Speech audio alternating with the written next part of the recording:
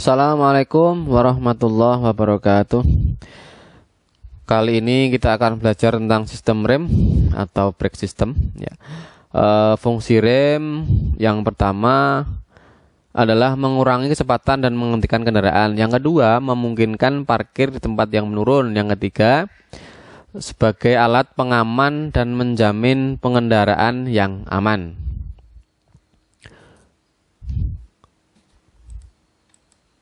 Kemudian kita lihat seperti ini ya, anatomi dari sistem rem, di mana letak-letaknya ya. Pakai gambaran saja dulu. Kemudian yang berikutnya prinsip rem ya. Prinsip rem ini adalah merubah energi gerak menjadi panas. Maksudnya adalah gerakan dari tromol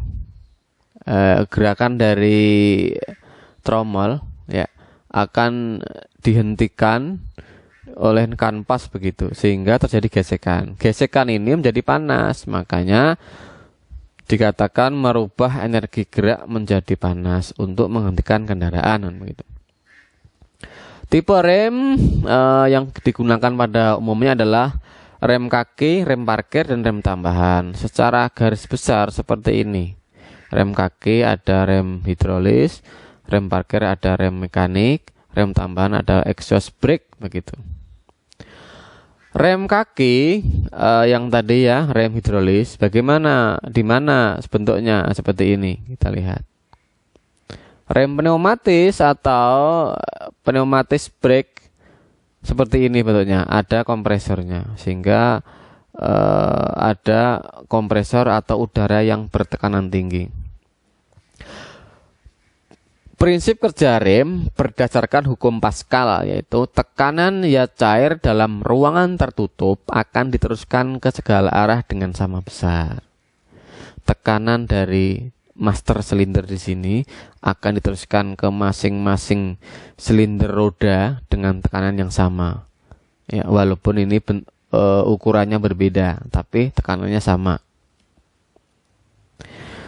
Rumus untuk menghitung tekanan dari pedal ya ke master silinder itu seperti ini ya.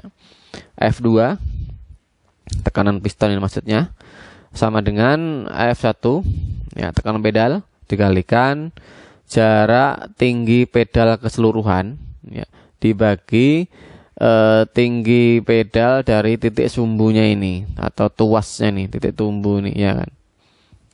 Itu untuk menghitungnya.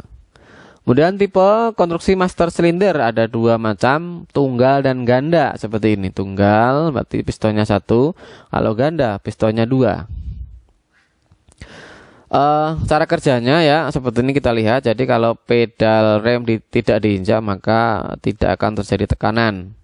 Kalau pedal diinjak maka piston akan bergerak maju ya, maju, sehingga tekanan di sini akan bertambah, sehingga tekanan ini akan disalurkan ke wheel silinder dengan tekanan yang kuat, sehingga piston akan terdorong.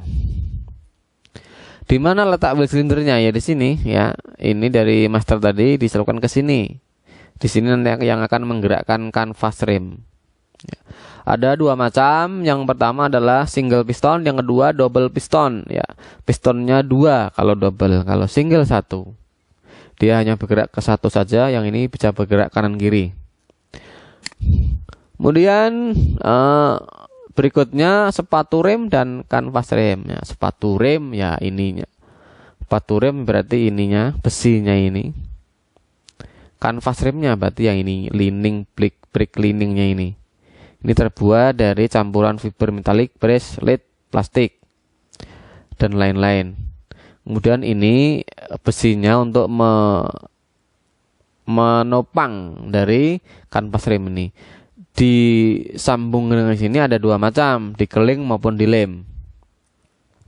Kemudian rem tromol seperti inilah gambaran rem tromol ya. Ini rem tromol ini ada backing plat, ada wheel cylinder, ada brake lining, ada brake drum. Ini tromolnya, ini backing platnya atau dudukan dari kanvasnya begitu. Ya, ini Ini ada tuas untuk rem parkir. Kemudian tipe rem tromol yang pertama adalah leading dan trailing ya, seperti ini. Pistonnya di atas kanan kiri begitu. Di sini hanya tempat tumpuan saja ya. Maka kalau seperti ini namanya leading dan trailing. Yang kedua two leading ya, pistonnya wheel silindernya 2, pistonnya tetap 2, cuman kita lihat ini sebelah kiri, ini sebelah kanan, makanya ini dikatakan dengan two leading. Nah, keuntungannya adalah saat kendaraan bergerak maju, kedua sepatu rem menjadi leading sehingga rem menjadi pakem dan kuat. Tapi punya kelemahan, ketika dia mundur maka remnya itu tidak pakem. Tipe dual two leading memiliki 2 wheel silinder yang masing-masing memiliki 2 piston. Efek pengeremannya sangat baik karena mempunyai double piston tadi, baik maju dan mundur begitu. Uni servo yang keempat ya.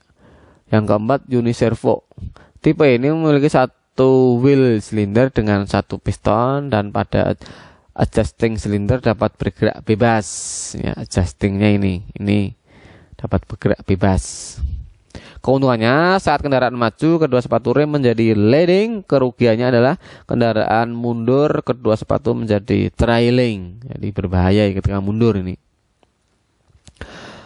Yang kelima, dual servo. Tipe ini merupakan penyempurnaan dari tipe uniservo. Jadi rem jenis ini menggunakan 1 wheel silinder dengan 2 piston dan adjusting silinder yang dapat bergerak bebas, sehingga pada saat kendaraan bergerak maju ataupun mundur maka sepatu rem semuanya itu menjadi leading atau yang dia dapat menekan dengan baik. Yang keenam, ancor pin. Tipe ini memiliki 1 wheel silinder dengan 2 piston. Brake shoe bagian bawah diikat menggunakan pin. Ya, ini pinnya. Ya. Maka ketika seperti ini, seperti halnya leading dan trailing, ini dikatakan ini leadingnya, yang ini adalah trailingnya. Ini primernya, ini adalah sekundernya begitu. Celah sepatu rem, apa akibatnya jika celah sepatu rem tidak tepat penyetelannya? Jika terlalu besar maka menyebabkan keterlambatan dalam pengereman. Yang kedua, jika terlalu kecil rem akan macet. Yang ketiga, jika tidak sama akan menyebabkan kendaraan tertarik ke satu arah ya. Ini diperhatikan, nanti kita rasakan bersama apakah terlambat atau bagaimana, itu berarti apa yang harus kita lakukan gitu. Penyetelan celah sepatu rem otomatis lah, seperti ini gambarannya. Ini nyetelannya ada yang dari belakang atau dengan cara tidak melepas tromol, ada yang melepas tromol. Alatnya digunakan adalah obeng main atau alat khusus yang dipakai untuk nyetel ini gitu. Yang berikutnya rem cakram atau disc brake. Ada komponen utama yang 3 macam komponen utama pada rem ini adalah yang pertama rem cakram atau yang pertama adalah cakram atau disc rotornya, yang kedua disc padnya, yang ketiga adalah kaliper. Secara keseluruhan rem ini mempunyai keuntungan. Yang pertama, radiasi panas lebih baik, bila terkena air lebih cepat kering, kemudian lebih sederhana. Yang keempat, mudah dalam perawatan. Yang berikutnya ada juga kerugiannya. Yang pertama, self energizing kecil. Yang kedua, membutuhkan tekanan hidrolis yang sangat besar. Tipe rem cakram itu yang pertama adalah double piston atau fixed type ya. Jadi rem ini mempunyai 2 piston yang menekan piringan dari arah yang berbeda, arah depan dan belakang atau arah samping kiri dan samping kanan begitu, menekan keduanya. Namanya fixed type atau double piston. Yang kedua, floating caliper tipe, artinya ini menggunakan 1 piston saja, tetapi Ketika piston sudah mendorong mendekati sama piringan, maka piringan akan tertekan dari dua arah karena rumah dari kaliper itu akan bisa bergerak menyesuaikan dengan pengereman dari piston tadi. Penyetel otomatis maksudnya adalah ketika kita sudah mengerem pada rem cakram ini ya, kemudian rem kita lepas, maka piston akan perlahan-lahan kembali ke posisi awal. Ini yang menyebabkan kembali itu adalah sealnya, karena sealnya sudah dibikin atau dibuat sedemikian rupa agar bisa mengembalikan dari piston ketika tidak ada tekanan dari pedal rem. Disc brake pad artinya adalah kanvas rem khusus pada rem cakram gitu. Nah, terbuat dari campuran metalik, fiber dan serbuk besi yang disebut dengan semi metalik disc pad begitu. Nah, di sini ada lubang. Tujuannya adalah untuk mengetahui apakah ketebalannya sudah melebihi dari batas ini atau belum gitu. Rotor disc atau piringannya begitu. Ada 3 macam. Yang pertama adalah solid disc type ya. Yang kedua adalah ventilated disc type ya. Ini ada lubang-lubangnya di belakang sini ya, untuk pendinginan gitu kira-kira. Sebagai pendinginan ya kan, agar tidak terjadi fending kan begitu. Yang kedua, solid disc type with drum artinya piringan yang dilengkapi dengan tromol. Ini dipakai untuk rem parkir. Nah, tromolnya ini maksudnya. Parking brake atau rem parkir itu yang terbagi menjadi 2 macam. Yang pertama adalah tipe roda belakang, yang ketiga adalah tipe center atau pada output transmisi. Tipe tuasnya, ada tuas rem parkirnya maksudnya itu ada 3 macam seperti itu ya. Yang pertama adalah lever tip, kemudian stick tape, kemudian pedal tape. Ini biasanya dipakai pada kendaraan komersil atau kendaraan pribadi juga banyak pada umumnya seperti ini. Kalau ini pada kendaraan komersil artinya yang kendaraan ya, Colte kah, Chery kah apa, komersil pokoknya perniagaan. Kemudian yang ketiga ini adalah menggunakan pedal. Ini digunakan pada kendaraan penumpang maupun kendaraan mewah dengan cara diinjaknya pakai pedal ya. Kalau ini pakai tangan saja yang kedua ini. Yang tipe rem parkir yang pertama adalah sharing. Tipe sharing ini adalah digabung dengan rem kaki ya. Pedal rem yang untuk roda keempatnya itu dipakai untuk rem parkir juga, itu namanya tipe sharing ya. Secara umum dipakai pada kendaraan. Tipe sharing pada rem cakram atau untuk kendaraan rem piringan itu seperti itu ya gambarnya. Jadi ini padnya ya, kemudian ini ada pistonnya ya. Mekanisme rem parkir disatukan dalam kaliper rem. Gerakan tuas menyebabkan lever shaft berputar dan mengakibatkan spindle menggerakkan piston untuk mendorong pad menjepit disc begitu. Yang kedua, tipe rem parkir yang kedua adalah devoted, artinya digunakan pada mobil yang menggunakan rem belakang model cakram ya. Tipe ini cara kerjanya sama dengan tipe rem parkir tromol ya.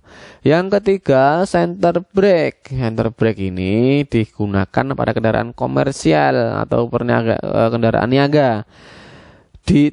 Pada tipe ini salah satu tipe rem parkir tipe rem tromol yang dipasang di antara transmisi dan poros propeller. Ini supaya lebih kuat begitu.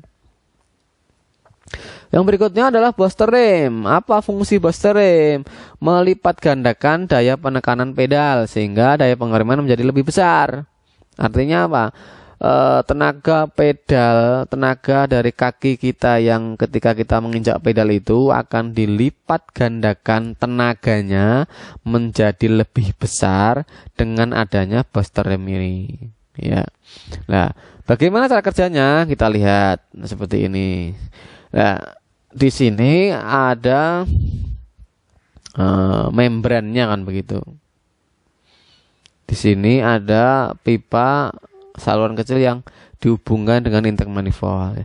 Ketika mobil bekerja atau menyala, maka kevakuman dari intake manifold akan membantu menggerakkan membran ini sehingga mendorong ke depan, sehingga tenaga pedal kita menjadi lebih ringan. Ya, seperti ini gambarannya. Ini wujud aslinya. Yang ini yang tadi yang teruskan ke vakum tadi, ke intake manifold. Cara kerjanya adalah ketika pedal ditekan, valve operating root mendorong air valve control valve, menyebabkan vakum valve tertutup dan air intake terbuka. Hal ini menyebabkan udara luar masuk ke variabel pressure chamber. Perbedaan tekanan antara variabel dan konstan pressure chamber menyebabkan piston bergerak ke kiri.